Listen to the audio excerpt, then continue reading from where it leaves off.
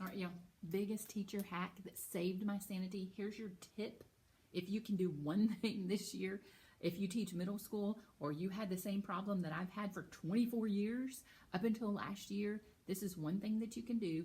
And I promise it's going to save you tons of money as the teacher, right? I'm going to show you. I know it's going to be simple. I named my pencils. Literally named my pencils, and they were my family. Like, I put them on the board. These clips, by the way, are in my storefront. They are the strongest clips I've ever seen. And like, listen, I mean, and you have to pull hard. So it not only holds up pencils. Like, if you're looking for some strong magnetic clips for your classroom, go to my storefront. These are my classroom must-haves. Like, there you go. But these are the same 4 pencils that I had all year last year, from day one last year. Like, literally, these are them. So what I did is I made a big deal out of these pencils. They're my family. They are not allowed on sleepovers at all. So they would sign them out.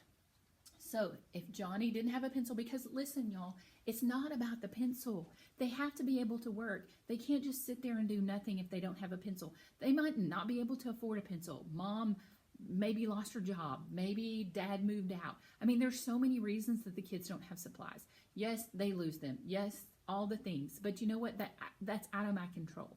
That literally is out of my control. But I can make sure that they have a pencil. But how do I stop from buying them and spending my own money on all these pencils? Like, literally, they would be gone in a day. I'd put out 20 to 25 pencils because I teach middle school.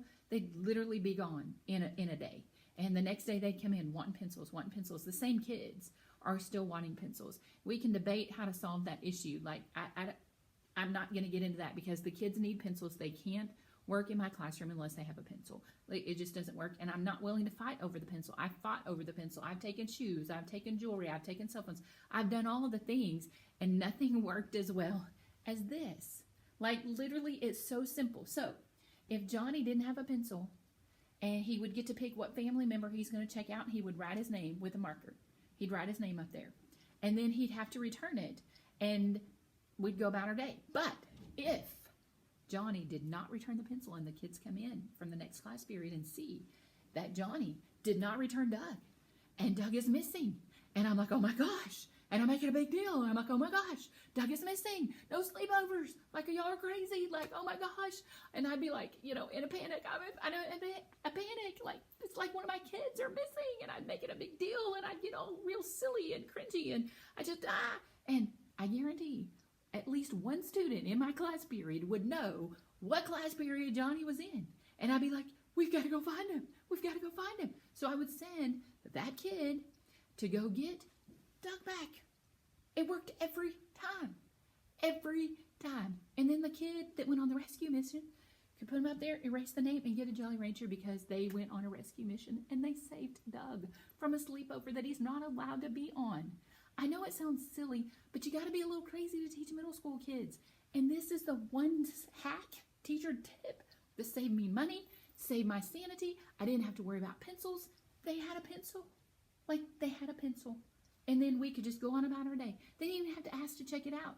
I keep a marker here. They come sign it out. They take the pencil. No big deal. It is what it is. They get the pencil. They put it back. It was the easiest system ever.